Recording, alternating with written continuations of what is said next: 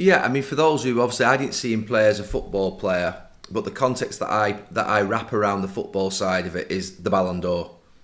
I mean, to win the Ballon d'Or, everyone knows how challenging that is. For any player, you have got to be one of the true great players of any generation to have won the Ballon d'Or. You are an absolutely unbelievable footballer to be respected and win that trophy. So for me, that puts into context his ability as a football player. We'll get back to Gary in just a quick second, but remember, if you like this video, please like, share and subscribe. And don't forget to click the notification button so that you know when the next Big D video hits. And also, if you've got something to say, if something's bubbling inside of you that you need to express, put it in the comments. I read all of the comments. Anyway, in this video, Gary is going to be talking and reminiscing about the late, great Denis Law. And stick around for after the clip because the Big D is going to be commenting on the comments commented by Gary Neville. Here's Gary. But we've got to touch on Denis Law. Gary, we did a whole segment on Denis Law at the weekend. Passed away last Friday at the age of 84. You posted on Instagram your tribute to him. Over 200 goals and just over 400 appearances. 2 titles, European Cup, Ballon d'Or in 1964, coming off that unbelievable season of 46 goals. That record at Man United still stands. And then off the field, such a popular person at the club, part of the Holy Trinity. We were thinking at the weekend, we don't think we can think of another front three that have all won the Ballon d'Or. George Best, Bobby Charlton and him. We just can't think of it all at the same time in the same era. For you, your memories and your tribute, talk a bit about Denis Law. Yeah, I mean, for those who obviously I didn't see him play as a football player, but the context that I wrap around the football side of it is the Ballon d'Or. I mean, to win the Ballon d'Or, everyone knows how challenging that is. For any player, you have got to be one of the true great players of any generation to have won the Ballon d'Or. You are an absolutely unbelievable footballer to be respected and win that trophy. So for me, that puts into context his ability as a football player. Obviously, I've seen the goals, I've seen the performances, I've seen the celebrations. My dad and my granddad were the ones who informed me about Denis Law, who told me the stories of Denis Law, of Best Law and Charlton, when I was travelling to United when I was younger. And when you're a young kid and you're 5, 6, 7, 8, 9 years of age and your granddad's talking to you about these great players, all you really think about at that time is the players you're going to go and watch and the game that you're going to go and watch and how far we're away from the ground. But then now when you join Manchester United, the way in which I can also put it into context is I look at sort of the most important people in the club's history. Manchester United, I think, is one of the most fantastic football clubs in the world. It definitely is.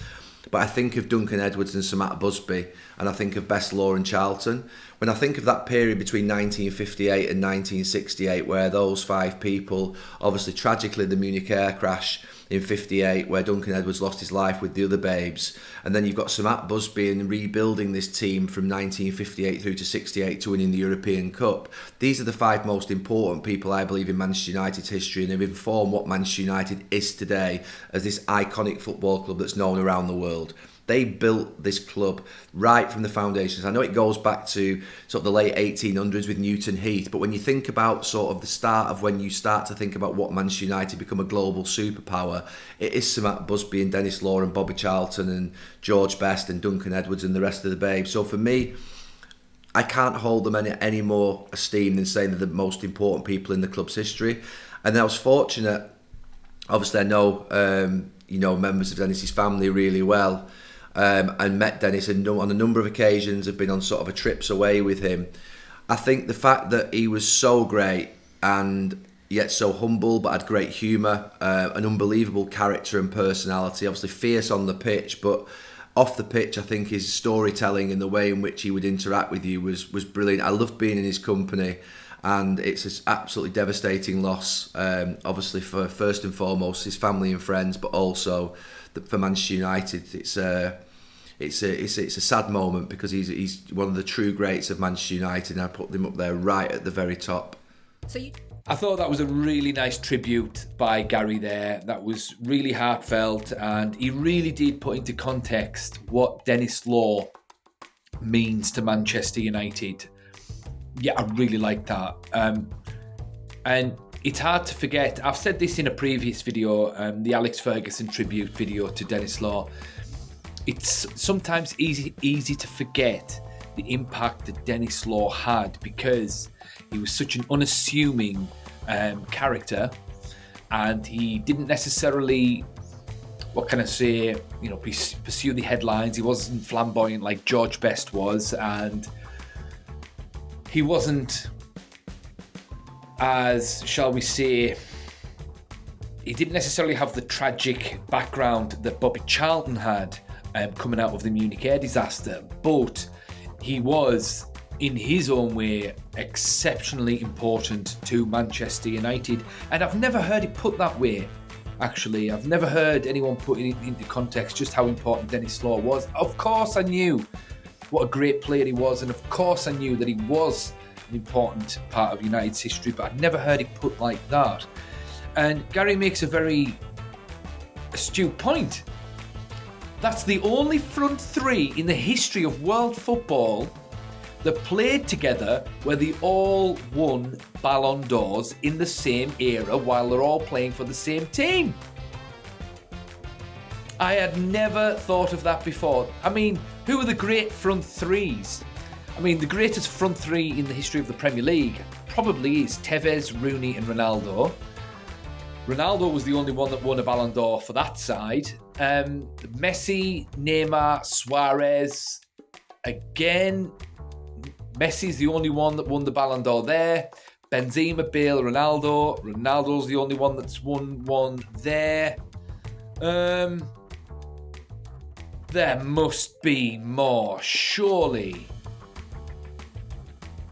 Now, I tell you what, that's something to ponder. But yeah, and just think as well, back in the day, I mean, that was the only kind of best player in the world trophy there was at the time, because now you've got the Ballon d'Or, you've got the FIFA Men's Player of the Year, and you've got the World Soccer Magazine Player of the Year. So, you've got a couple. But back then, you had to be the best of the best of the best to receive that one trophy.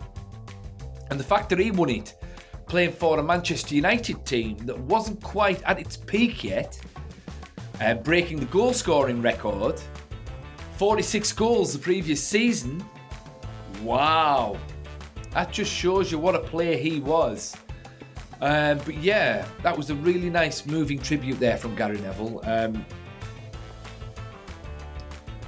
And in relation to being one of the most important people in the history of Manchester United, that is quite a statement, and I can't disagree with that. So he states that Duncan Edwards and Matt Busby are two, Denis Law and Charlton, fair enough. Then the next most important people have to be Alex Ferguson. It's got to be Alex Ferguson. Then Eric Cantona. Then Roy Keane. And then there's quite a few to choose from, but I wouldn't necessarily say any truly stand out. You could name about 4 after that. But after Roy Keane, I mean, you could say Ronaldo, but I wouldn't say Ronaldo because Ronaldo left before he reached his peak and he became a Real Madrid legend.